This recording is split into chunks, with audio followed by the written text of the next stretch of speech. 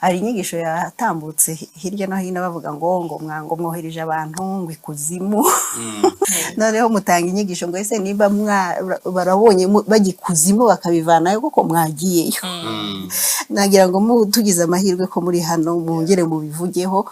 Ntabwo ndigera mbona amafaranga yafashwe yavuye ikuzimu. Yarumva cyakora amafaranga babonye yo kwigana inote ku kwigana mbese abantu bapirata ako sindabona umuntu wavuye ikuzimu afite amafaranga ariho nimero za Banki Nationale ntawe ndabona. None bo bakavuga bati ko uyu muntu twabanaga nawe ko tumuza nyonga igare bigenze biti bati niyajya nyura ati baca ku nyanja bakamanukira yo bakayazana. Ndababwira nzi mu byukuri ninde wayabona nga yanyereke noneho muzagiye muyazane nyabone. Abantu baravuga bati yabohereje kuzimu yagize gute ariko ababivuga ntago ari uko banyanga aho sino kunkura sino kunyanga n'abacuruzi. Imvura iguye ntitoranye umurima igwamo ndibaza imvura iramutse iguye hazamera icyo umuntu yateye none uwateye itabi imvura izagwamo izahakikira se. Niba ari uko bimeze hari amahame y'ubuzima Imana izajya igusha imvura mu mirima babi n'abeza. Mwe kuvuga ngo abapagani ngo ibintu babikuri kuzimu barakora. Nahoze mbaho urugero ibihugu byo muri Aziya twirukankira kurangurayo ngira ngo Yesu abamuvuga we ni baki ariko bahisemo gukora twese twirukangirayo. None se ngavuga ko nta Yesu hari batanasenga ngatwe kuki bagira ubuzima ujya kumva ku muceri ngo ni Pakistan ibaza umuntu wahinze akawuzana hano barokore muve mu miteto muve mu buyobe mujye gukora akazi.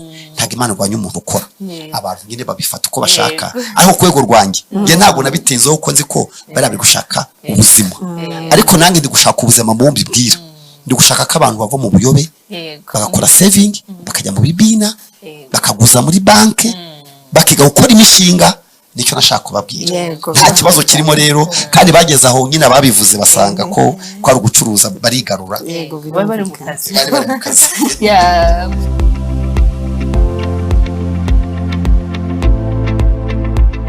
Ariko turi kumwe na Revera Uwambaje Emmanuel akaba ari umushumba w'ururembo rw'amajyaruguru. Tugize umugisha cyane kubana nawe muri ano masaha tubifurije ibihe byiza kandi tubahaye ikaze Pastor. Murakoze cyane Imana umugisha. Yego muguwe neza muraho amakuru turabasuje mbese muri rusange. Murakoze majyaruguru muzi ko hakonje tandukanye n'izindi ntara zo mu Rwanda. Yego abaho ubukonje butuma abantu bahora baguwe neza. Yego murakoze cyane. Natwe i Kigali hari akantu kameze nk'agashyuhe kameze ukuntu ariko natwe Imana iraturinze. Yego tubahaye ikaze rero turi Uwambaje ariko kandi akaba n'umushumba w'ururembo rw'amajyaruguru ariko kandi turaza kugenda tuganira byinshi bitandukanye.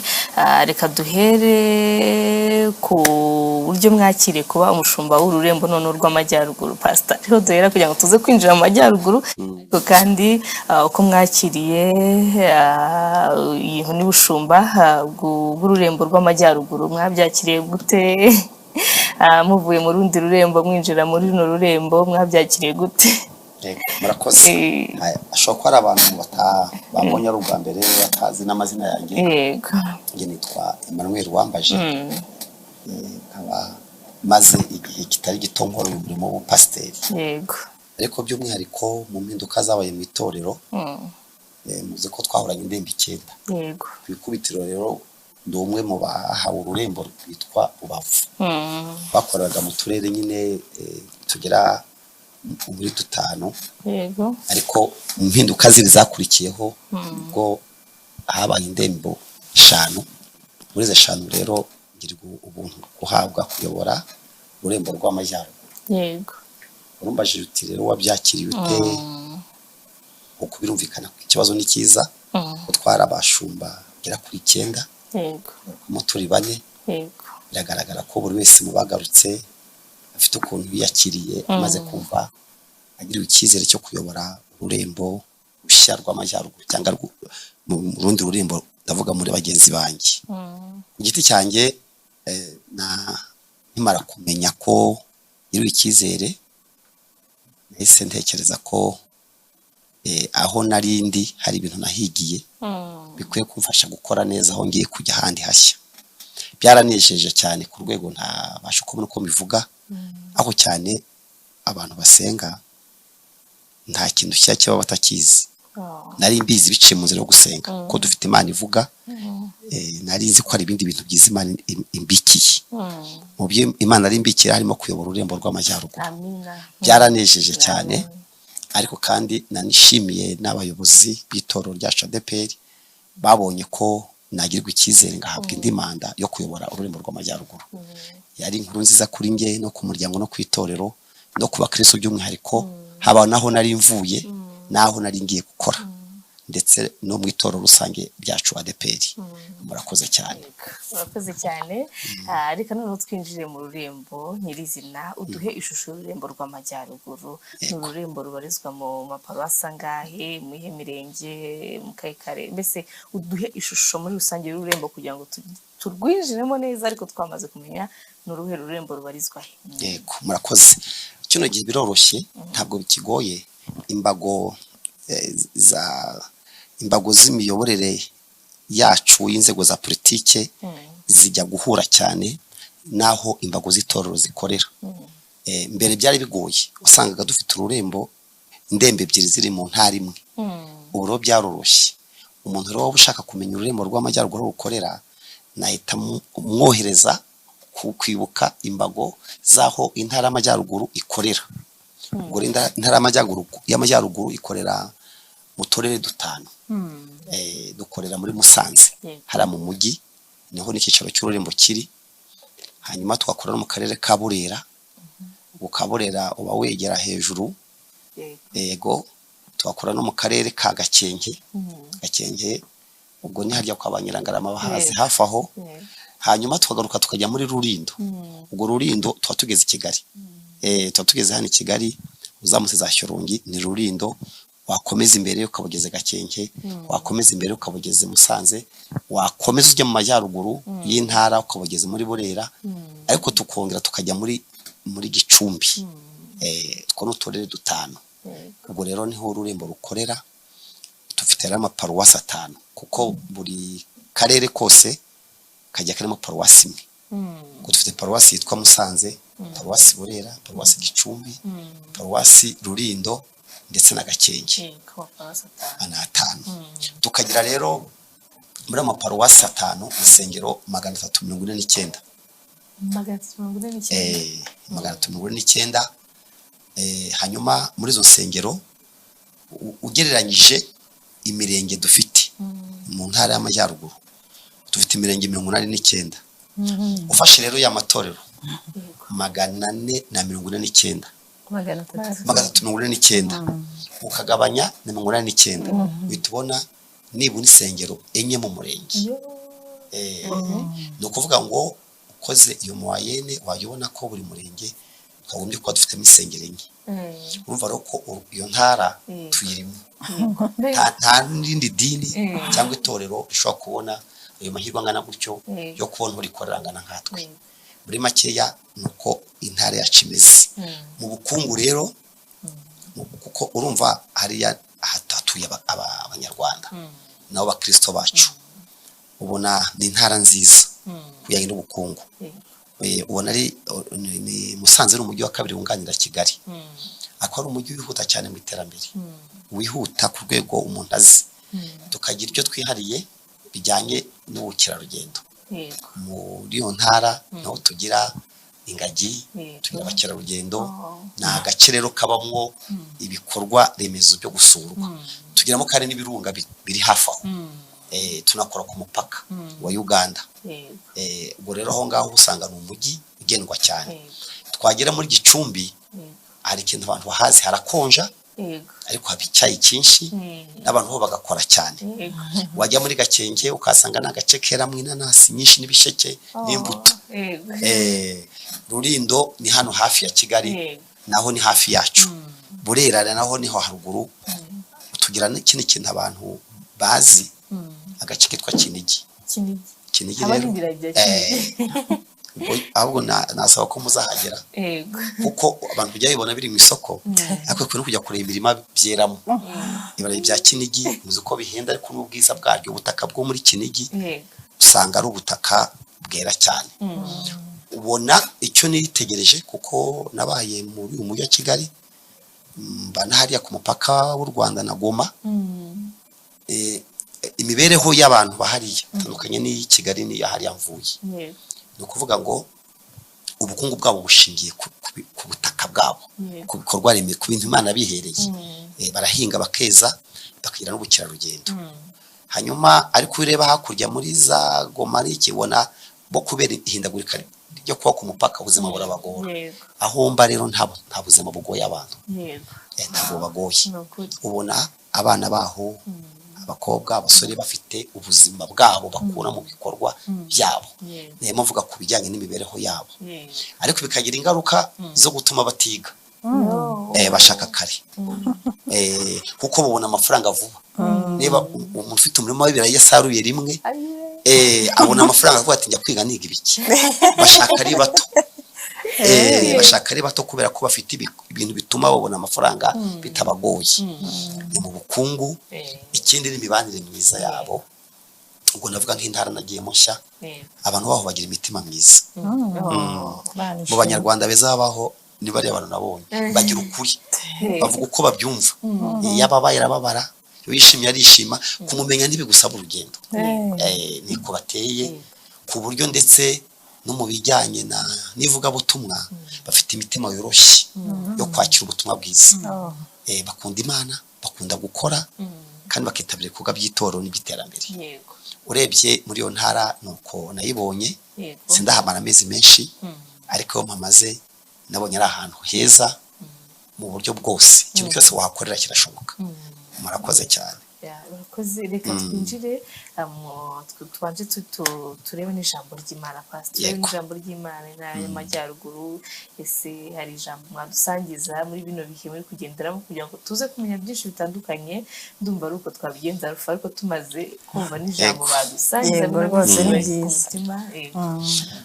murakoze cyane muri iyo ntara y'amajyaruguru nabonye ari ahantu ushobora hashobora kuba igicaniro cy'ububyutse hari ububyutse Imana yagiye ibwira abantu mu karere k'ibiyaga bigari bushobora kuzakwira mu Rwanda n'ahandi ndebye ukuntu abantu baho bakunda gusenga no gukora nese mbona ko ububyutse bushoboka niyo mpamvu hari ijambo tugenderaho riri mu rwa mbere yandikiye Abatesalonike Pawulo ibice 5:23-24 ni ijambo nyine tumeze nka moto cyangwa ijambo rituyobora rivuga ngo Imana amahoro ibeze rwose kandi mwebwe ubwanyu n'umwuka wanyu n'ubugingo n'umubiri byose birarindwe bitazabaho umugayo w'umwami Yesu Kristo azaza umurongo rero ukomeye ukavuga ngo ibahamagara niyo kwizerwa no kubikora izabikora iri jambo ririmo ubuzima bw'abantu rimwe igice cy'umubiri umubiri kabamwo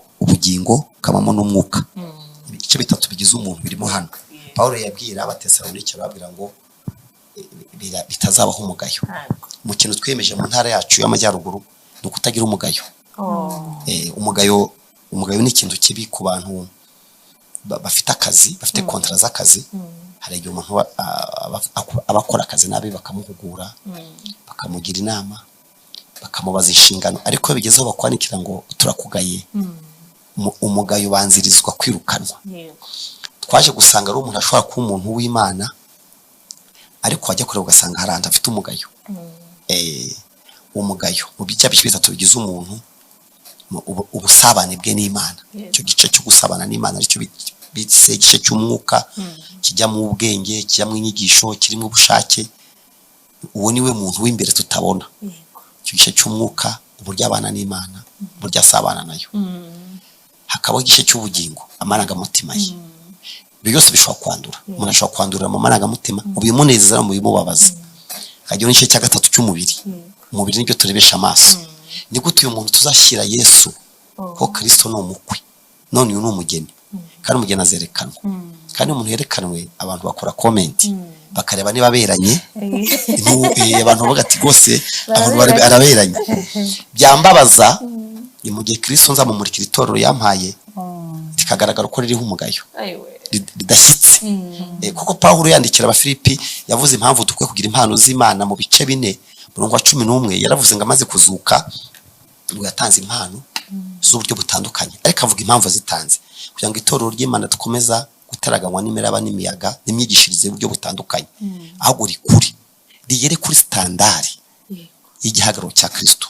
Buriya Kristo ni umukwe, itorero ni umugeni, none hazabaho kwerekanwa. Mwibaze n'umugeni Kristo azereka papa we ati dore umugeni akoye, agomba rero kutabariho umugayo muri bya bice bitatu bigize umuntu, mu bugingo, mu mwuka no mu mubiri. Intego twihaye rero hari Musanze nuko umukristo wacu wese akwiye kuba adafite umugayo, wamurebera inyuma, kuko hari ibintu Yesu yavuze muri Matayo 5:16 yaravuze ngo ariko umucyo wanyu ugaragarira bose nibareba imirimo yanyu myiza bere ko bahimbaza so wo mu ijuru. Ni igice umuntu yarebera ku muntu wamenye Imana akamenya se arebye imirimo akora.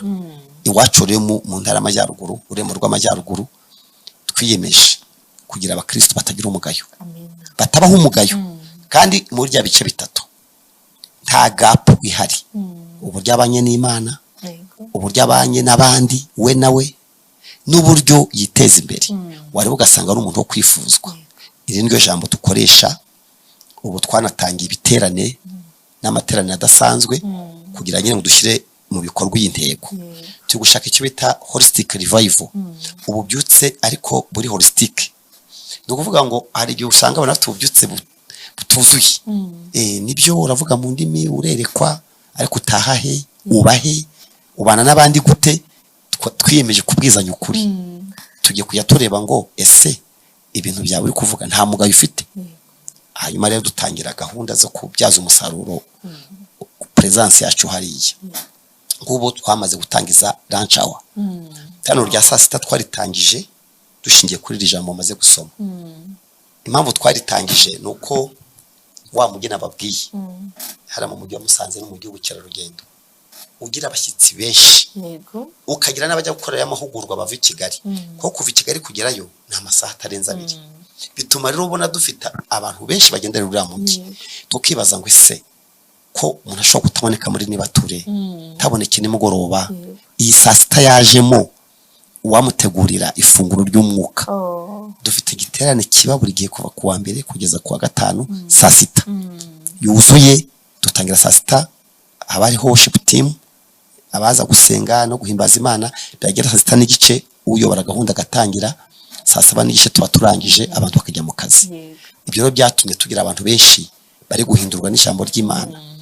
Ikindi kari agace n'agace kagira abantu bagira impano, impano z'umwuka, abaririmbyi, abavuga butumwa, na gace kagira abantu b'impano, kuko tudafite ikibazo cy'abadufasha muri uyu muhamagaro.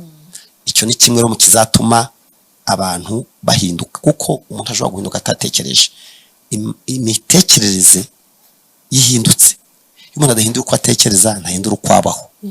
Duca mu ijambo ry'Imana tugira ngo wa muntu ahinduke rwose mu buryo bwuzuye.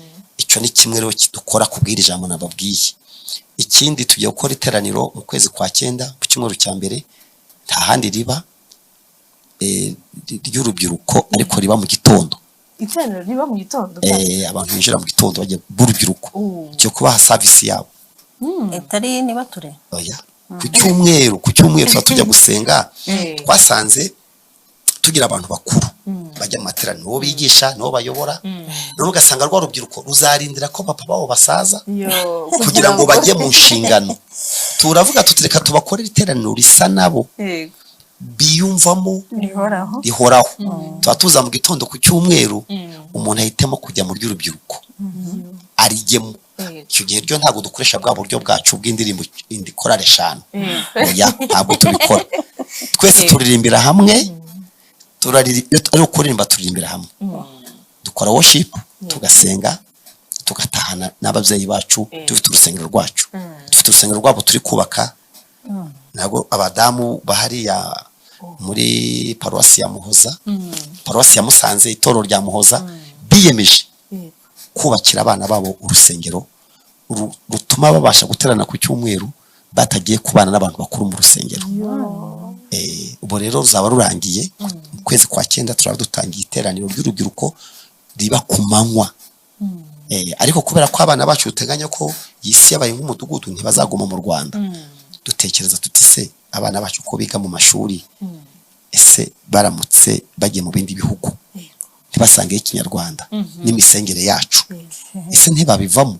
Niyo mpamvu tuzakoresha n'izindi ndimi kugira ngo tumenye ko isi ntiba mu kinyarwanda gusa, abana bacu batangire kuririmba mu zindi ndimi, kuzisengamo, kuzumva mu ijambo ry'Imana no kuzimenyereza. Ubwo igitano zaba riri mu ibyo byose tugira ngo abana bacu tubateganye, tubategurire ejo hazaza, no tubone n'impano zabo, bagende bagaragaza impano zabo, ntibazigaragaza badafite aho bazikoreshereza. Ibyo rero bizaba mu kwezi kwa 9. Ubwo buri cyumweru hazajya haba iteraniro ry'urubyiruko, hazamaterana asanzwe nk'uko abantu bajya gusenga, ariko dufite n'urundi rusengero, ntabwo bibera mu rusengero rumwe. Dufite urundi rusengero narwo ruri mu rundi. Dufite indi service zabiri kuba bibera icyarimwe ariko ari iby'urubyiruko. Ibyo nabyo rero bizatuma dufite kaminuza nyinshi ziri hara muri mujyi wa Musanze. Izo kaminuza zigira amasepu, ukibaza niba dufite kaminuza zirenga 5 ziri mu mujyi umwe. Aba basore bacu bo kuki bataza ngo bagira ahantu bakoresha za mpano zabo. Twabitekereje dusanga bizazana ububyutse burambye mu bana bacu, kandi tukiri muri intego yo kuba kugira imibereho ihindutse, guhindura umuntu mu buryo bwuzuye ariko biciye mu ijambo ry'Imana. Ubwo ni bimwe mu byo turi gutekereza. Ikindi dukora amasengesho ngaruka kwezi, kandi dukora nk'abasirimu. Twebwe ntabwo dukora amasengesho tutatekerejeho. Twebwe dusenga 3 nka Danieli mu gitondo muri burakeye. Turateganya ngo ari umuntu wabona iyo saa 1 ya mu gitondo akaza agasenga, kandi tugatangira kare ku buryo atagira ikibazo mu rugendo.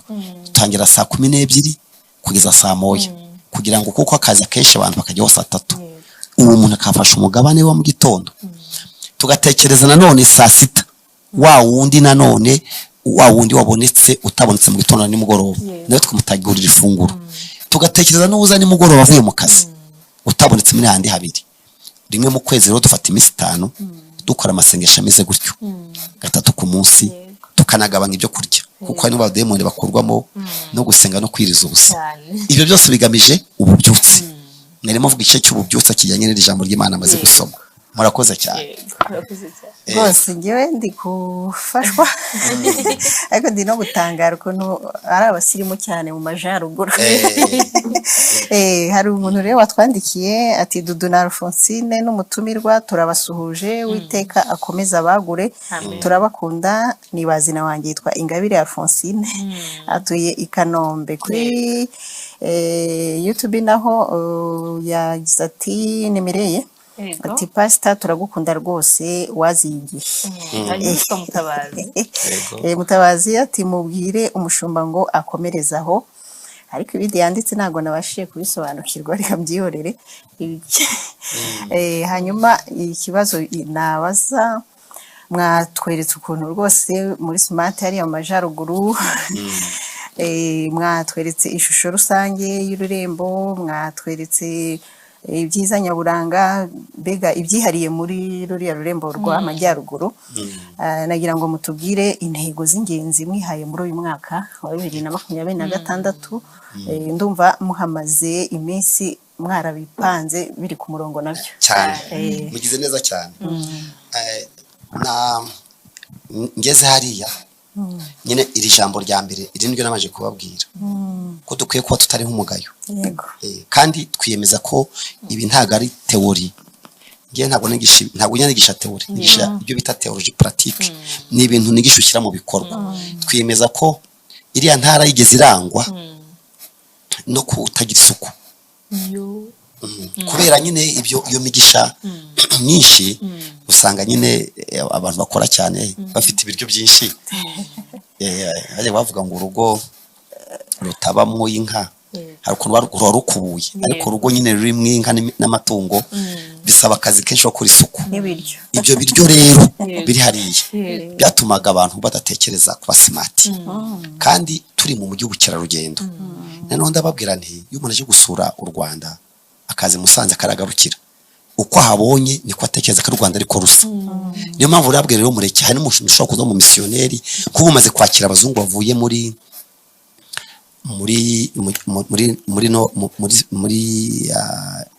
Pays-Bas, muri Hollande.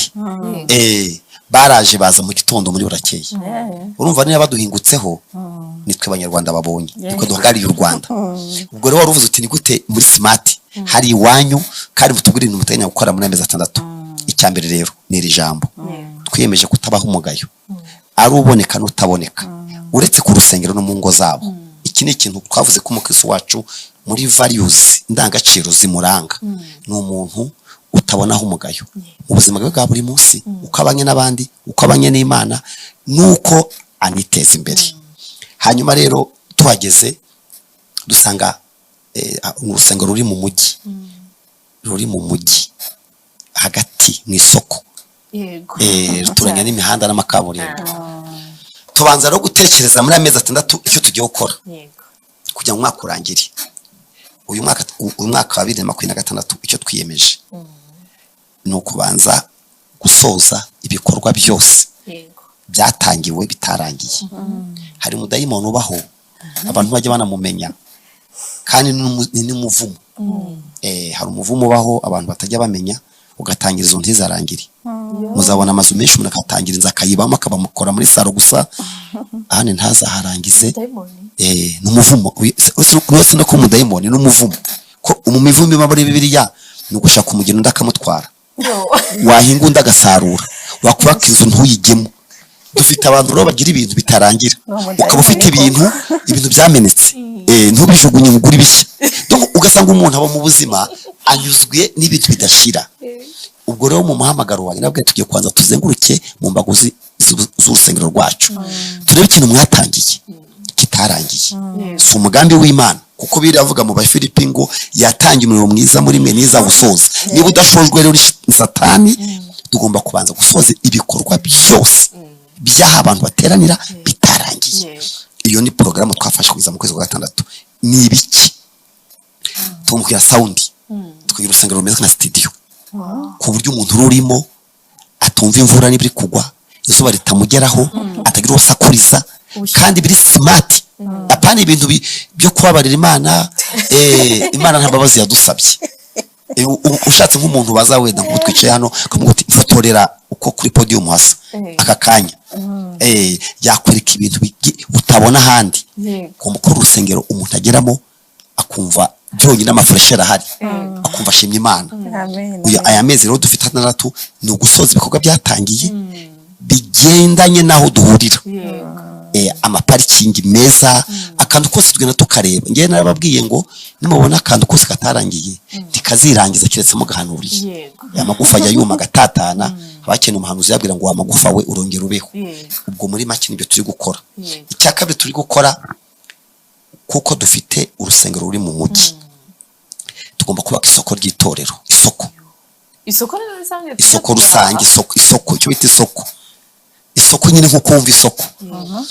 Twasane dufite ubutaka, dufite amakaburimbo atuzengurutse, duhitamo gukora ngo tuyofata ubutaka dufite bugemwe ibice bibiri.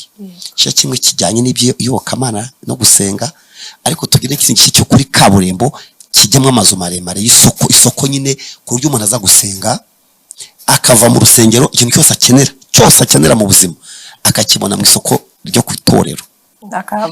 Ahashye akabona dodo, akabona aza harimo umuntu wese nta kwiri kugira ahandi ujya. Ariko tuzabikora mu buryo bwa evangelization. Tuzafata ibiciro, niba amazi agura wenda nka 600, twe dukora nka 50, ku buryo bavuga ngo ibintu byiza nta handi wabisanga, ni kuri ADPR, byiza byuzuye bifite ubuziranenge. Ubwo rero turi muri amezi 6 turi gukata ibibanza dutandukanye hazakorwa ibikorwa biri sociale n'ibikorwa bya business. Sinshaka gutunga itorero rifite inzara, sinshaka gutunga abakristo bazajya kurya ibiryo bageze mu ijuru nkuko barababwiye ngo hari amata ngo n'ubuki, kandi si ukuri. Amata inarahari n'ubuki burahari. Ibyo rero Imana yageneye abera ntago bibina mu isi. Ndashaka rero ko abakristo bacu baba buzuye muri cya kigero nababwiye cyo kwa bagomba kuba bafite imibereho myiza bagomba no kubona akazi. Iryo soko rero nituryubaka rizaha abantu akazi, bazabonamo imiryango. Kandi ubukene nabwo ni ikintu cyumva, ubukene barubumva, ubukene bufatira ingamba. Ubwo rumbaje ngo muri amezi 3 mukora iki? Turi gusoza ibikorwa twatangiye, ariko turi no gushaka ibyangombwa byo kubaka. Ubwo nzageza mu kwezi kwa 12 mu kwezi kwa mbere ngarutse hano, nagaruka nkubwira ngo ifitishanyo mbonera kisoko tugiye kubaka. Ubu tuvugana, navuganye na guverineri, nguvugana na meya n'abandi bayobozi, mbabwira nyine bambaza bati kuje hano uri mushya, kabona andi matora dufitanye n'andi madini ibikorwa bikomeye. Banambwiye ati uzabanza usure bagenzi bawe. Adeperi hari ukuntu twumvaga nyine turi bujye mu ijuru umunsi, turatinda ntitwajyayo. Twaratinze. Iyo tinze rero Yesu yaratubwiye ngo nazasanga babiri bari gusakara, niko yavuze ngo umwe amujyana undi amusige. Uwo azabasize tazaba muhoye kari gusakara, azamuhoye ibindi bibazo. Asange bari gusya ku rusoro rumwe, ubwo ni mu ruganda, ajyana umuntu asiga undi. Bigaragara ko ikibazo cy'uko ari mu ruganda ni ikibazo kindi cy'ubugingo bwe. Asange baryamye isiga umwe undi amujyana. Nabwiye abakristo ko Yesu agomba kudusanga ku gikwa, kadusanga turi hejuru y'inzu, akasanga mu isoko niko curuza. Kugira ngo asange ni gucuruza, ngomba gucuruza ntari kubeshya. Ngacuruza nk'umuntu ubibuka ko ndi no kujya mu ijuru. Ndi mu isoko yakunda ajya mu ijuru, ndi hejuru y'igikwa ndajya mu ijuru, ndi kubaka ndajya mu ijuru. Ubwo rero muri make amezi 3 asigaye mu kurangire no gusoza ibikorwa byatangiye bitashojwe, no gushaka ibyangombwa by'inyubako zibyara ubukungu tugiye kubaka hari iwacu. Abo babwira ko mfite ubutaka, mu byo nguru ubutaka ntiburimo. Ubutaka ndabufite. Ikindi inzego bwite za leta zatubweze iti nimumara gukora ibishushanyo mbonera swafasha kubona ibyangombwa mu buryo bwihuse, kuko uriya mujyi nta mahitamo dufite. Amahitamo nabiri gusa, nukubaka ibikorwa bisa n'umujyi turimo cya kuhava. Mva mfite amahitamo abiri, rero nahisemo rimwe. Nababwiye ntabwo tuzava hano, turahangana n'uyu mujyi nako tuzabura ibikorwa remezo. Ni umuntu umwe utanasenga Imana yubaka inzu ndende akayigezayo, ni gute abantu bangana gutya? Ko mfite abakristo babaruye ku rusengero rwa Muhoza rwonyine ruri mu mujyi bagera ku 2,900. Abo ni abakurusi, akaba 3,000. Shiramwe abana babo baba ngiye kubashakira urusengero. Wibaze niba mfite abantu 5,000 ni cyatunanira duhuje umutima. Ni mpamvu rero muri amezi 6 no gusoza ibikorwa twatangiye no gutegura imishinga migari byari inyungu izaha abantu akazi, igahesha agaciro n'abakristo bacu, ikanateza imbere umujyi wacu by'umwihariko, ariko tukanabasha guha abantu akazi, kwihangira imirimo dushingiye ku bikorwa remezo Imana yaduhaye. Nibyo tuzakora. Ubwo harimo n'amahugurwa rero, kuko niba ufite abantu mugiye kujyana mu rugendo rw'impinduka mu buryo bwuzuye muri amezi 6 asigaye, ubwo tuzafata nyine abantu bose barebwa n'iryo terambere. Buri wese tujye tuvuga ngo ni bande barebwa n'iki gikorwa, kuko ni imishinga. Buri kintu cyose dukoze, dukora projet, dukora concept note, tugiye gukora iki, twagikorera ndi, twagikora gute, twagikora ryari, twagikorera hehe, dukeneye iki. Ubwo muri amezi 3 ni n'amezi y'amahugurwa yo guhugura abantu bose barebwa n'iterambere rigiye kuza. Kandi ikindi abakristo bacu bagize, ntibazi uko hari abantu batazi gukora balance. Kuvuga ngo ni gute nabo umukristo nkanakira. Bo bazi ko uyu muntu akize atashobora kujera amafaranga menshi ngo ajye no mu ijuru. Niyo mpamvu usanga dufitana vuga ati Mana upfe kumpa ngo ntumpe byinshi ngo ntagwa, ntumpe nabiki ndasaba. Mbese umva n'ubwoba. Turashaka kwagura ukuntu urashobora gukora balance yo gukizwa, gakizwa akomeye. Hari umunyacyubahiro ufite ingero nyinshi, ba Daniyeli yari minisitiri w'intebe, asenga 3 ku munsi, bamushatseho icyaha mu kazi barakibura. Bigaragara ko nawo umuyobozi ukomeye, gakora akazi k'abandi neza, kubahisha n'Imana. Yosefu bamuhaye kujera iby'abandi, nta na kimwe kigize kibura. Ba Ezira bari abantu bakomeye ibwami, ba Nehemiya. Ndashaka no kubwira abakristo bacu ko dushobora kuba turi abantu bifuzwa, bashobora guhangana n'abandi ku isoko kandi bataguye.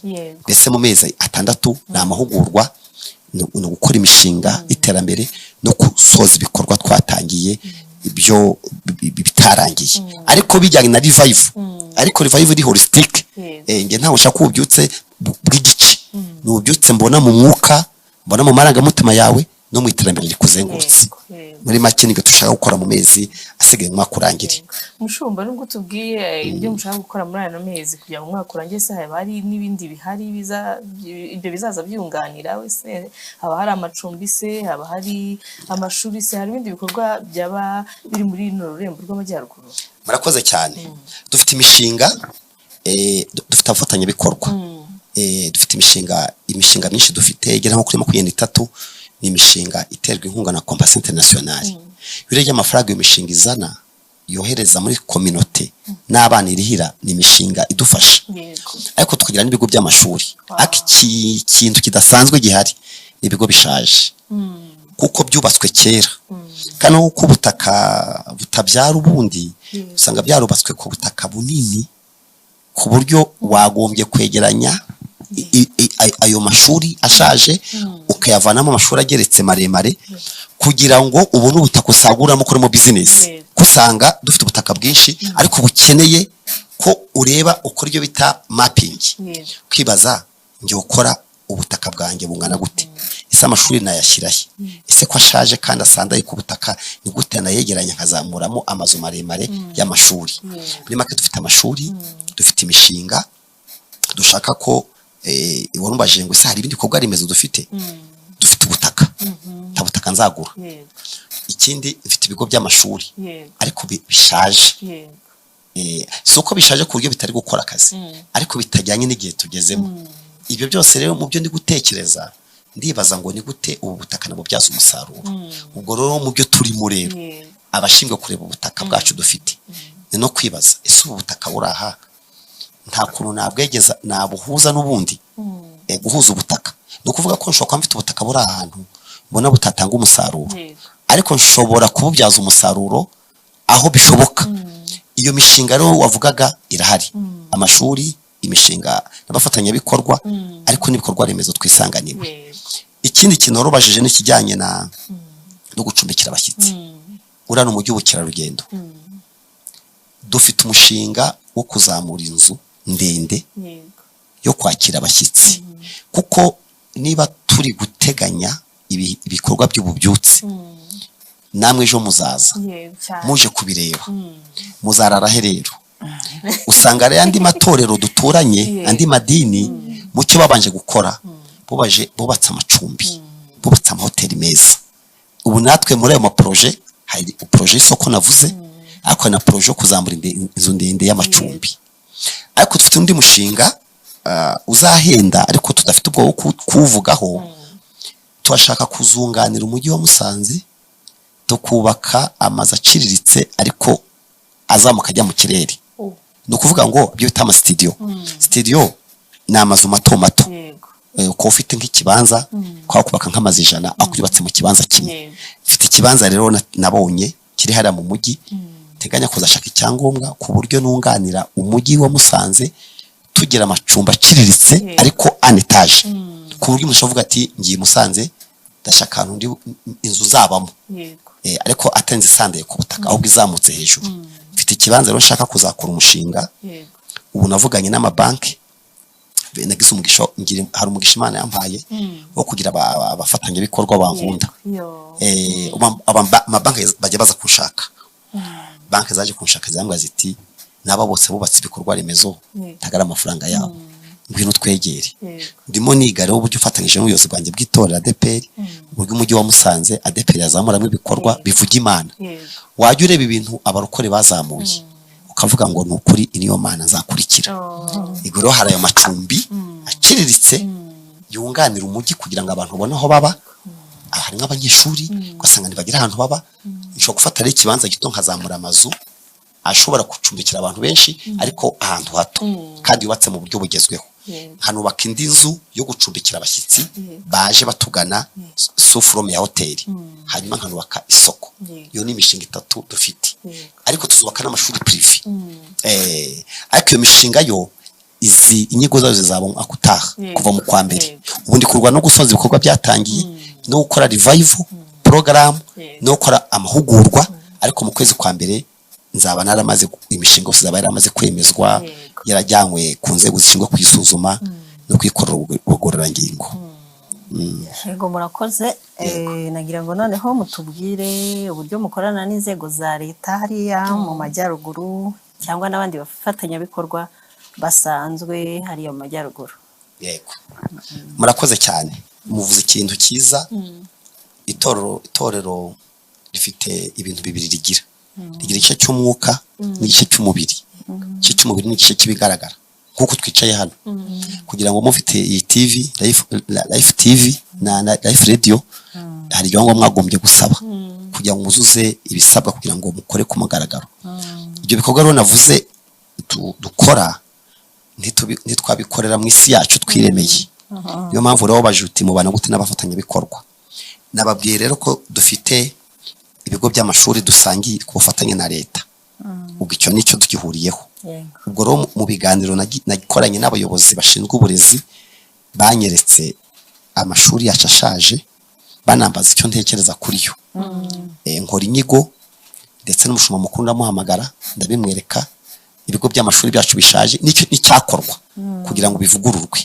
Icyo rero n'imikorere n'imikoranire n'abashinzwe uburezi n'imyubakire. Ubwo ni ukuvuga ngo ni ibiganiro dukorana turebera hamwe uburyo badufasha kwihutisha iterambere ku bigo by'amashuri. Hanyuma abandi n'abafatanyabikorwa nko mu mishinga iterwa inkunga na Compassion, nabo abitwa ba PF n'abari abayobozi b'iyo mishinga, nabo tuvugana uburyo tugiye gufata umwana tukamugobotora mu ngo y'ubukene duciye mu izina rya Yesu, ariko tumufasha icyatuma yiga. Abo nabo dukorana inama. Ariko abandi negereye na ku rwego rwanjye, umva nyobora ADEPR rwego rw'intara y'amajyaruguru, rwego ururembo rw'amajyaruguru, birumvikana ko ngomba kuba nkorana n'izo nzego ku rwego ndiho. Nganiriye n'abayobozi b'intara, gavana n'izindi nzego bakorana inshuro zirenze ebyiri. Bwa mbere nagiye kubamenyesha ko nahageze, njyana niba ari umushumba mukuru yampaye, yarabandikiye ababwira ngo nohereje umushumba uhagarariye itorero ADEPR mu ntara y'amajyaruguru. Njyana ibaruwa rero zishyira abayobozi, turaganira ndabibwira. Ubwo ni muri buri karere, umushumba w'akarere yajyaga ku karere, akongera ubwo nagiye ku ntara njya no mu karere nkoreramo, no ku murenge no mu kagari no mu mudugudu, kugira ngo bamenye aba bantu ni bandi. Icyo cyabanje gukorwa. Icya kabiri ni ugusubirayo mbabwira ingamba bafite nk'izindi kubabwira, nanareba nabo strategic plan bafite n'ibikorwa bafite, ibyo dushobora gufatikanyamo.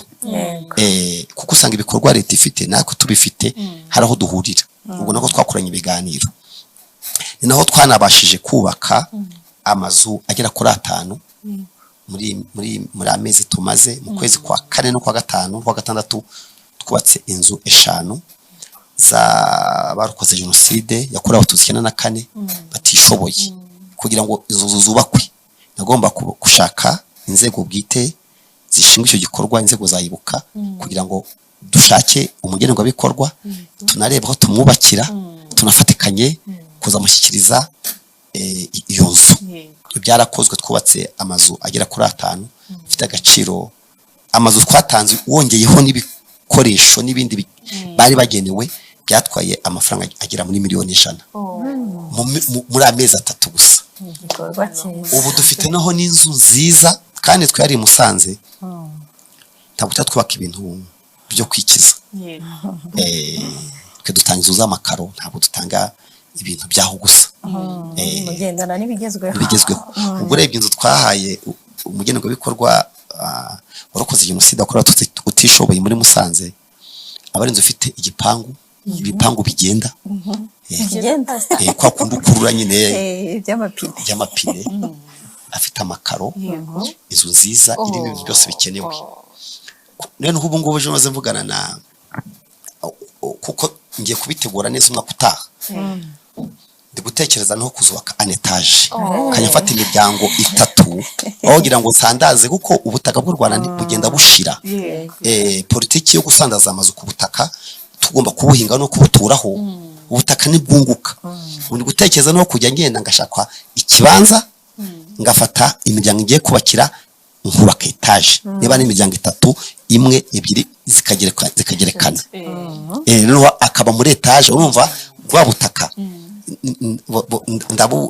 ndabusevinze simbusandaje kandi aba mu nzu nziza. Naje gusanga izo miliyoni 100 nzifite ushobora gushaka n'abandi bafatanya nkubaka umudugudu wabo ari kanetaje. Ubu niyo porogaramu ufite umwaka utaha kuzubaka inzu zigenewe abagenerwa bikorwa barakoze jenoside ariko zo muri etaje. Kubera ko impamvu mbibabwiye gutya nuko naje gutekereza nsanga Yesu yaravuze ngo nari nshonje ntimwampa ibiryo, nambaye ubusa ntimwanyambika, ngwaye ntimwansura. Nshatse 10 murari inyuma nsanga inzu twubakira umukene burya ari Yesu twubakiye. Ndibaza ubu Yesu namubakira iki? Bo rero hari n'inzu yindi twubatse yo y'umukene, twagiye mu murenge turabaza ngo nta wundi muntu mufite w'umukene utishoboye utagira aho aba.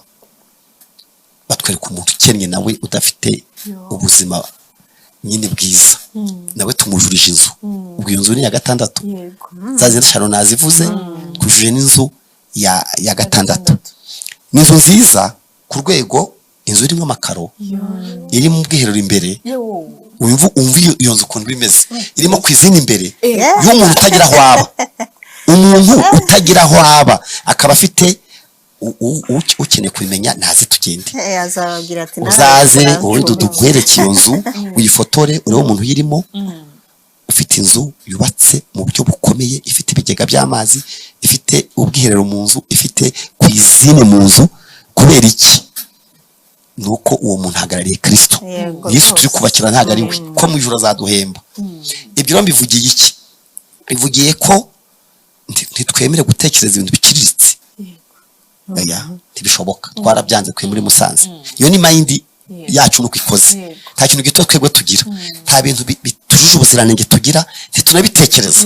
Niyo tujye guhumura ikintu, duhumura ikintu ku buryo hariho twahaga inzu amarangamutima ye no kushima bikamuranira, akibaza nibyo cyangwa n'inzozi.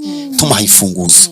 Ubu rero uko umwaka ugenda ushinga ugataha, tuzakora ibikorwa binini byo guhesha Imana icyubahiro dufasha abatishoboye, kuko nubwo rurimi abo bantu bumva. Abantu amakorari, indirimbo, ijambo ry'Imana barabyumvise, ariko ururimi umuntu yumva no kumufasha mu kibazo afite nibwo wajya kumubwiriza. Muri make rero wambaza guti ni ibiki muri gutekereza bindi no gufatanya n'inzego bwite za leta. Ubwo rero nababwiye ko uriya ntara yigeze ba mu ntara zitagira isuku nyinshi bitewe n'iyo migisha myinshi. Ubwo n'abakristo bacu no bakwiye kuba bakaraba basa neza. Ikindi mituweli, ubu twe nta muntu ujira mu rusengero atayifite. Nibyo byo kuvuga byo ngo Imana iramurinda barabizi, twarabivuganye. No kuvuga ngo impamvu dusaba mituweli mbere kuza gusenga, hari umuntu ugeze apfira mu rusengero ndumva umuzi. Hari umusaza waje gusenga ari umuvugabutumwa, mwarabimenyaho nabaga nkuko mwantumiye. Arigisha ku munsi wa mbere, ku wa kabiri yanje vendredi, ku wa gatanu, ku wa gatandatu araryama bucya gucyumura za kwigisha. Tugiye mu gitondo kumukomanga usanga yapfuye. Rese mbona ko umuntu yapfuye yaje gusenga. Impamvu rero nkubwa wowe zana mituweli yawe, wowe yinjire mu rusengero ifite. Akico mashaka cyane so kumubuza gusenga no yamenye utayifite. Noneho mbone uko ari we mfasha, kuko naza akavuga ati njyewe ntayo ngira. No kugira ngo umenye umuntu utabona ubwisungane bwo kwivuza. Akosisha ko umuntu mu rusengero utagira ubwisungane mu kwivuza, ato kugira ngo umukoze isoni ahubwo mufashe kuyibona. Ikindi yo turi gukora nk'ibikorwa byo kubaka, twebwe ntituye duteganya ibyiza, duteganya ibibi. Nta muntu ushobora kubaka ku rusengero atagira silence. Ko umuntu ashobora guhanuka akitura hasi, no akabara avunitse. Niyo mpamvu mbere yo gukoresha umukozi banza kujya kumusabira ubwishingizi. Ibyo byose mvuze rero bimpuza na za nzego, bimpuza n'abafatanya bikorwa. Mushumbara abantu benshi bagiye batwandikira, reka nabo rwose tubashimire. Uri kubabona Alpha Harutwa Josia Matimbiri, witwa Matimbiri, ati mukomere cyane, turabakunda cyane pasiteri wacu, Imana imukomeze, ndi Umurundi mba Mozambique. turamusuhuje. Uwitwa Providence ati uyu mupasiteri ari mu mwuka wera pe, Musanze twongeye kubyuka mu bugingo. Witwa Damascene Sibomana ati umushumba wacu turamukunda kandi turanamukurikirana kuko ubutumwa bwe buratwubaka cyane. Ego witwa Eniasi Ndayambaje ati umushumba wacu turamukunda, Imana imuhe umugisha mahoro ngira ngo niko handitse ati ndakwemeye cyane rwose. Nyirahategekimana Monique ati umushumba w'ururembo rwacu, Imana iguhe umugisha kandi gukomereza amaboko. Gregoria Uwamahoro ati umushumba wahamagawe kandi ikorera Imana by'ukuri. Tuyishime nawe ati mushumba ndagusuhuje, Imana y'amahoro ikugwirize imbaraga n'ubwenge. Ndakwibuka wambatije mu mazi menshi kera muri paruwasi ya Kimihurura, ati ndagukunda cyane. Witwa Melania Mukashimwe ati turagushyigikiye pastor wacu turagukunda. Amahoro nawe yagarutse ati ndabyizeye uzabikora pe, Imana izaguhaza uburame. Providence ati umushumba wanjye nabashije kunyigisha kwizera kandi gufatika atari ukukuvuga gusa ahubwo nkakubamo urubyiruko rwa Muhoza turagukunda cyane. Aba ni abagiye batwereka ko bari kumwe natwe. Hari abafite kuri SMS witwa Roza yanditse ngo Imana ibaho umugisha, iyo radiyo yaziye igihe, intego yacu ni mu rurembo Siyoni, murakoze. Arakoze cyane mushumba. Hari iyo nagize amahirwe menshi yo kwakira abashumba, hari ikintu ntajya nibagirwa namba kubabaza ijyanye za minisiteri zikorera mu itorero zose ziba zikora, babyumva ko byizeye ko zikora, ariko nkatinda kuri minisiteri y'abana. Wavuze abajene urubyiruko, ariko tugaruke kuri minisiteri y'abana. Ubwo mperuka rwose kuza hariya n'ababonye abana baririmba bimeze neza cyane, ariko bo mubateganyiriza iki kugira ngo n'inyigisho bahabwa abarimu baba amahugurwa n'ibishoboka bijyanye n'amahugurwa mbese mubateganya minisiteri y'abana, abana banjye abana bacu bitumye nanjye nibuka igikomere nahuye nacyo ndi umwana. Hari abana batakara muri ekodimu, babana hari igihe tuba tubatekereza kuko baranumvira cyane, ariko abana amaze kubatizwa 12 kugeza nko kuri 17 basa nk'abatakara. Hagiye amakorera atabakira, ubundi mu masegonderi ni ikibazo. Wa mushinga dufite wowe nirakubwiye w'abana, navuze cya gice cy'urubyiruko ako kirimo ibice bitatu. Hazaha amaterana 3, hazaha iry'abana Sunday school nyine isanzwe, habemo ry'abana by'abahera.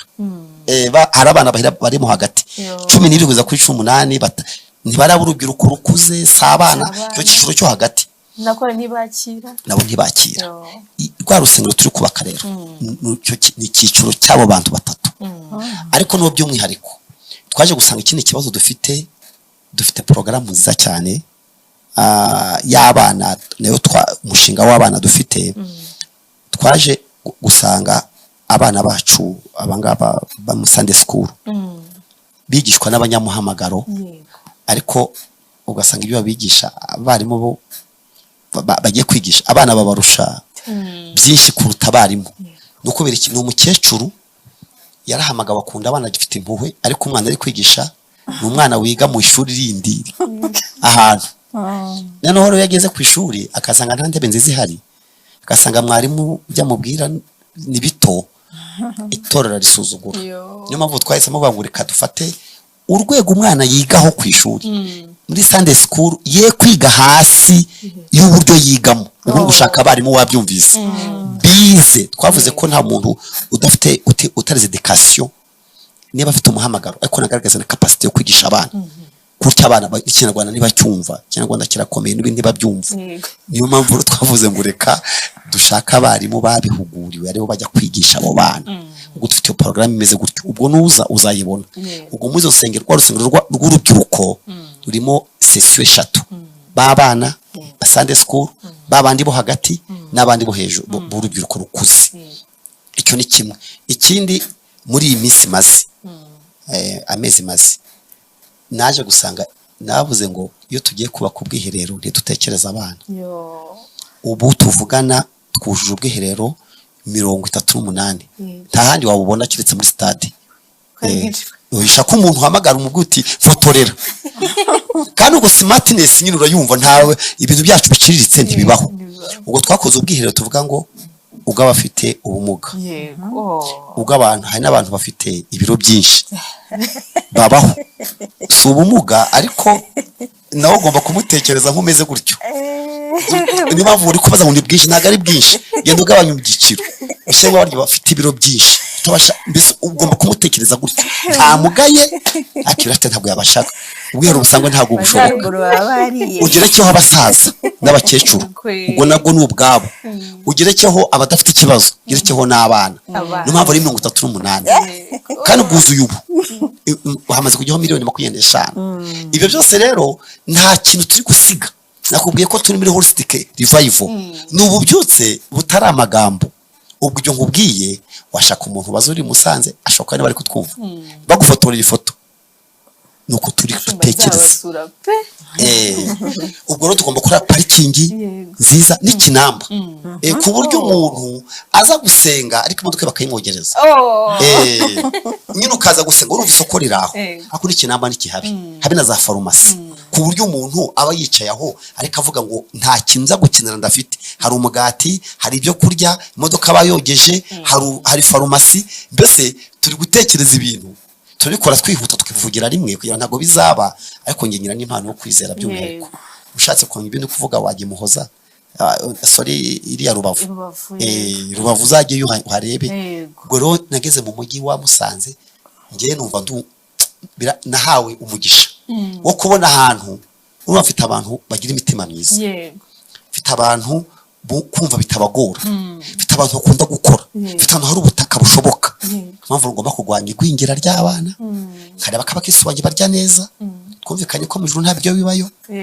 Barabanje baravuga ati bibayo ntabyo. Bati ko byanditse ngo usarya ibyubushye nta bibayo. Ati ko bavuze ngo hari amata n'ubuki ntabyo. Bati byo ni ibikize biriyo yihinyura. Ntago nyihinyura, ururimi mwakumva nuko bababwira amata. Ariko amata yo mu ijuru ntago ameze nka yina.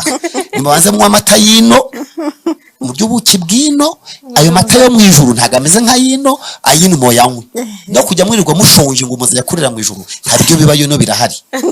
Ubwo twashaka kurwanya igwingira bishingiye ku bakristo bacu.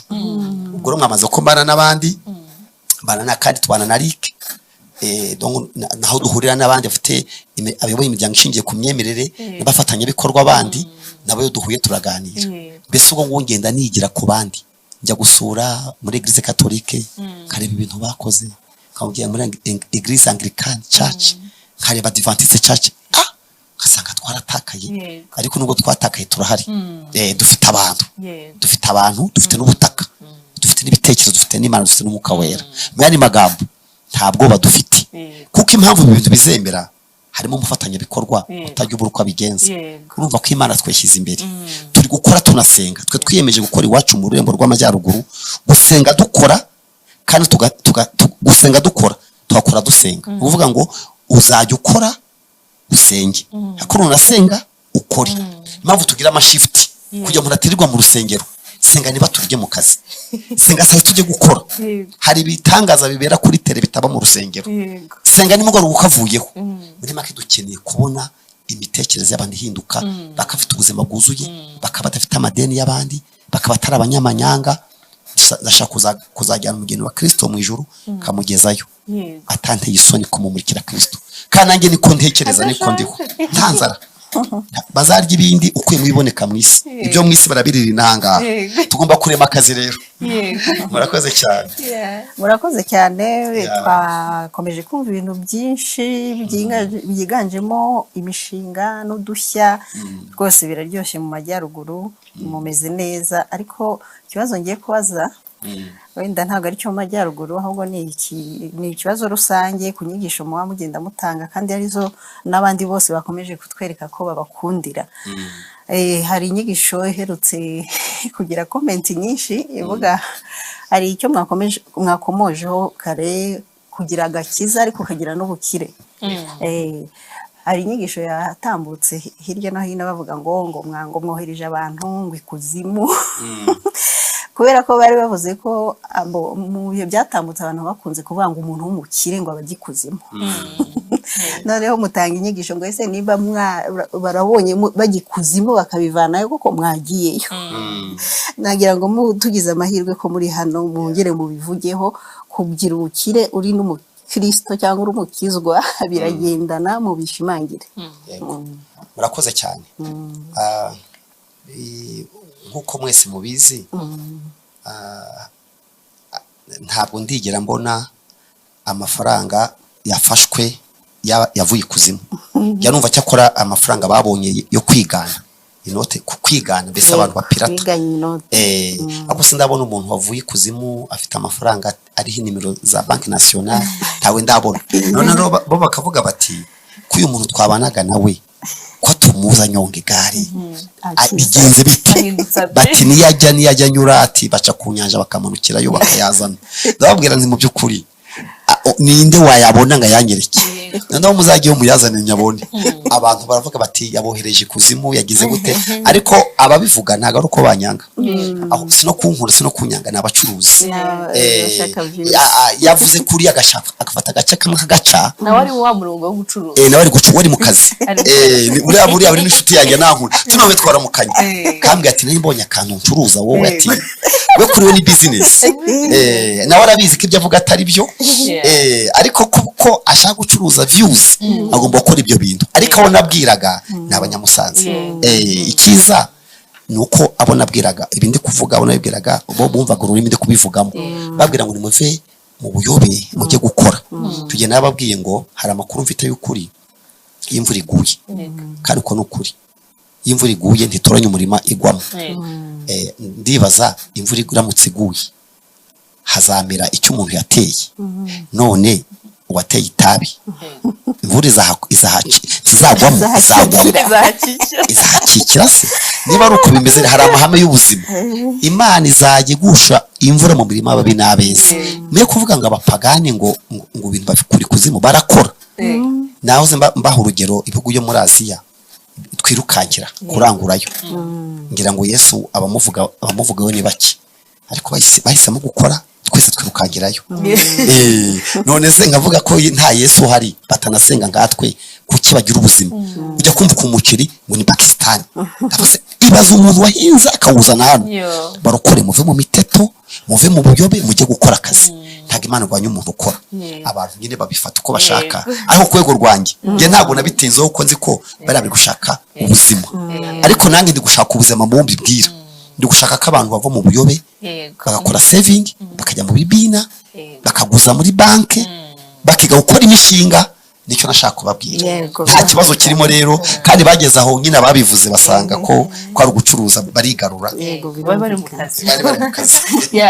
Mushumba reka dukomeze, turabura iminota mike cyane ngo dusoze, ariko kandi twakomeje kuvuga ariko ibikorwa ariko biri hano kuri paruwasi ya Musanze, ariko tugaruke no ku yandi maparuwasi nk'uko amaparuwasi natanagize runo rurembo yo muri gukora iki ku buryo nayo uko ino paruwasi izamuka, nubwo irimo hagati yo muri centre mu bucuruzi ahantu hari, ariko n'izindi tuzabona zigira ranshawa, tuzabona zifite izo nyubako zihereye muri iyo paruwasi, nubwo byose biba biri mu rurembo rumwe, ariko nazo zigende zitera imbere. Ni ikibazo cyiza cyane. Umuntu yakwibaza ko ibyo byose muri kubirunda mu mujyi, ahandi ho ko muyobora ahantu hanini meze biti. Hari ikintu Imana yadukoreye kiza mu turadeperi kugira abashumba babashe kugira muri kaminuza. Umuntu wageze muri kaminuza ni umuntu ubasha kwiga. Ubwo ibyo ndi kuvuga rero ni bayoboye. Noneho ubwo renge hagati yanjye nabo, niba nge ari nge muyobozi wabo, nkaba ari ayo mitekerereze mfite, utekereza ko wowe azasobanura iki? Buri wese rero gusa uturere tunganya amahirwe. Ni ukuvuga ngo amahirwe yo muri Rulindo nayo muri Gakenke nayo muri Gicumbi no muri Burera ntangana nayo mu mujyi. Ariko nubwo bimeze gutyo, aho gacarimo mu kintu twamutumye so gutubwira ibibazo bihari, ahubwo nukorera nukwikora SWOT analysis. Ni igiki wageze wabonye muri Burera? Ni gute wahindura ubuzima bwuzuye ukabuhindura abakristo muri Burera, muri Rulindo, Gakenke na Gicumbi? Ubwo rero mu manama nkorana n'abashumba dukorana, numva turi bake, turabashumba urumva indumwe nabo bandi batanu dukorana n'abandi bitwa Roke bafa abatekinisiye. Ugomba nicaranye babwira rero dore ngiye imbere Yego. mbanje gukandagira muri Yorodani Yego. niba mbanjemo rero nababajije ejo wundi bakora evaluation uzerekana iki Yego. ubu no bari kuri pressure Yego. mbese ko bayobowe n'umuntu umeze nk'uko umeze Yego. mwibaza ibibazo bafite kandi ntabwo hano bavuga ngo twaraguye ntabwo naguye ngiye nkora balance mu buryo buri spirituel ku buryo unshatse mu mwuka wasangayo Yego. ntiwasanga naratakaye ariko no mu iterambere no mu mibanire yanjye n'abandi nabo rero niko nabatoje Yego. ariko kuko tukiri twatangiye mu mwaka hagati bari gukora action plan buri wese ukoriye undiye Yego. kugira ngo azayimurike Yego. kandi nyine igomba kwemezwa kuko ninzajya njya mu ningaruka hano sinzavuga iby'agace kamwe nzaza njye mvuga buri kintu cyose cyakozwe Yego. Gicumbi hari amashuri Gicumbi hari hoteli Rulindo hari iki Yego. abantu bose barimo kwishakashaka Yego. ngo bagire imitekerereze yagutse kandi abo bashuma n'abantu basha kwiga n'ishose waba bayifata Yego. bakishyira no bikorwa Abakozi numvaga tukomeza kubaza ibibazo byinshi twibaza se muri ano mezi impinduka amaze kubona ariko hari umuntu wese adusubizaho twamaniza abayo yatubwira ati ibyo rwose umushumba mu gihe amaze igihe gito Musanze impinduka zaragaragaye ubwo niba uyu mukristo ashobora kwishimangira ubwo impinduka zirahari mushumba cyane noneho n'ikindi twebwe turi abantu bagendana n'ikoranabuhanga Yego. buriya mbese nta kantu dusiga inyuma cyane reba kugira ngo ugende mu gitondo murabona ko ufite ikinyamakuru natwe dukora icyacu buriya impamvu tubikora ni iyi Yego. njye nteganya umuntu uri kwa muganga utabasha kuza gusenga Yo. dukora porogaramu ebyiri dufite icyo bita mixera buriya mu gitondo waba uryamye mu gitanda usengana natwe uri mu gitanda cyawe urumva ko dufite mixera impamvu tuyishyiraho ntirangaza Yego. telefone ishobora kuba ite no kugaragara nta screen itanagaragara ukumva amajwi dushyiraho amasocial media turayakoresha ibyo byose turi kubikorera iki kugira ngo nutabashije kuza niyo mpamvu nanjye mumpamagaye hano Yego. hari abantu tubwiye benshi nanjye ronkoresha uburyo bwose butuma ibyo bishoboka ikindi dufite n'ishuri rya Bibiliya Yego. dutanga formation online ku buryo umuntu ashobora kwiga ishuri rya Bibiliya formation biblique birumvikana atavuye no mu rugo nta n'amafaranga tumusabye akoresha telefone gusa bisa dushobora gusengera kuri telefone birashoboka muri make rero ibintu dufite ni byinshi urumva ko ni mu mezi make mwibaze rero nyuma y'umwaka neza mu kwa 12 ngarutse uko bizaba bimeze bizaba byareze Yego. imbuto twarazibibye tuzasarura vuba bidatinze Yego. ndumva turimo dusatira umusozo twavuze byinshi ariko namwe hari ubutumwa wenda mwaba mufite ku mutima mushaka kugeza ku badukurikiye by'umwihariko ku bakristo yego ku bakristo buriya nasomye mu Efeso 3:20 nsanga handitse ngo Imana ibasha gukora cyane ibirenze ibyo dusaba n'ibyo twibwira buriya rero Imana ntikora ibingana nuko ingana kuri twa ikora ibingana n'ibyo twizeye icyo nasaba rero abo turi kumwe bose ijambo rinyobora nanabaha ari abo mu ntara y'amajyaruguru ari abo mu itora DP ari mu yandi matorero n'abandi Imana izahamagara nasomye ijambo ryiza rinkomeza riri mu Baheburayo 10:37 haravuze ngo haracyasigaye igihe kigufi cyane uzaza ntazatinda ariko umukiranutsi wanjye azabeshwaho no kwizera ni ukuvuga ngo ni umukiranutsi ariko ubeshwaho n'iki no kwizera kandi kwizera ndi kubaho utumvise kwizera ndi kubaho utabasha kwatura ibyo wizera kwizera ibyo watura utabikora aba ari ukwizera gupfuye mpamvu ushaka gusaba abakristo bose banyumva ibintu abantu batura bakabiririmba bakabyigisha babishyira mu bikorwa ibintu utasize mu bikorwa uba uri kubeshya iyo umuntu avuga ibintu ntabikore aba ari umufarisayo twirinde umufarisayo dushyira mu bikorwa ibyo twemera n'ibyo twizera ndabashimiye rero kuko twabanye muri kino kiganiro kandi ubutaha tuzagaruka murakoze Imana ibahe urakoze cyane rwose abantu benshi bagiye batwandikira rwose ubutumwa bwanyu ntabwo twabwirengagije turi gukomeza kubureba kandi Imana ibaha umugisha ko mwadukurikiye mwagize runo ruhare mu kiganiro mwagiye mutwereka rwose muduha n'ubuhamya ni byiza cyane Imana ibahe umugisha mwinshi Alpha ndagushimiye murakoze nawe babanye natwe rwose Imana iguhe umugisha twe turimo kuganira ku rurembo rw'amajyaruguru mu rugendo rwo guhindura ubuzima bw'abantu mu buryo bwuzuye turi muri cya cyerekezo cyacu cy'itorero ADPR, twabyumvishe byinshi bitandukanye kuri uru rurembo aho rugeze n'ibyo ruteganya muri uyu mwaka ndetse n'umwaka utaha. Twumvishemo byinshi dukwiriye kwiga, twumvishemo byinshi mu bijyanye no kwizera, gukora, gukizwa neza, ariko kandi tugakomeza no gutera imbere mu buryo bwose muri za nguni nk'uko umushumba yabituganirije. Twe turi kumwe rero n'umushumba Wambaje Emmanuel, akaba ari umushumba w'ururembo rw'Amajyaruguru. Turamushimiye cyane mushumba, tuzishimira kongera kubona muri studio. Yego, ntabwo twakurekura rero utadusabiye umugisha n'abadukurikiye bose muri rusange. nanjye ndabashimiye ko twabanye ariko haganiriye umwanya utubanye muto kuko ibyo kuvuga ni byinshi, ariko mbashimiye uburyo ikiganiro mwakiyoboye n'abadukurikiye bose, namwe Imana ibahe umugisha. Reka tushime dusenga Imana kuko iri kumwe natwe. Imana iri hano, niyo kintu kinayigira Imana nuko ibera hose cyane. Nyakubahwa Mana yacu wadushyize mu isi, uratubwira ngo tuyihindure, kandi abarokore barababwira ngo bahinduke umucyo, bahinduke umunyu w'isi, bahinduke igisubizo, ku buryo umuntu barebye wese amenya papa wabo. Turi mu isi rero, ntabwo turajya mu ijuru, hari ibyo watwemereye, watubwiye ngo sinyibakuramo ndayibarindiramo. Niyo mpamvu uyu mwanya nshimye ko waduhaye ikinyamakuru cyacu Ref Radio, Ref TV, ku buryo tubasha gutangaza ubutumwa bwiza, umuntu akabwumva ari iwe nta kandi bitamugoye bitamuhenze. Tugushimiye ko ijambo ryawe rero rigira imbaraga, ijambo ryawe ririhagije. Umwuka wera twahawe atuma ubutumwa bwiza dutambutsa bugera ku ntego. Umugisha abo twabanye bose, kadusenga igihugu cyacu cy'u Rwanda waduhaye kugira ngo tugere ku byo twiyemeje, ni amahoro arambye n'iterambere rikwiye. Dusabiye umugisha abayobozi bacu b'igihugu waduhaye mu nzego zose, kandi umugisha akarere duherereyemo, kandi uduhe imvura ku gihe, kandi uduhe kubana neza twishimiye gakondo yacu yo mu isi, ariko turangaje imbere kuzajya muri gakondo y'abizera. Mana asabye umugisha kuba twabonye muri kino kiganiro, kandi nta gushidikanya ko uzakora cyane ibirenze ibyo tugusaba, kuko imbaraga zawe ziri zidukoreramo. Icyo nicyo cya Imana mu izina rya Kristo ugira neza. Amen.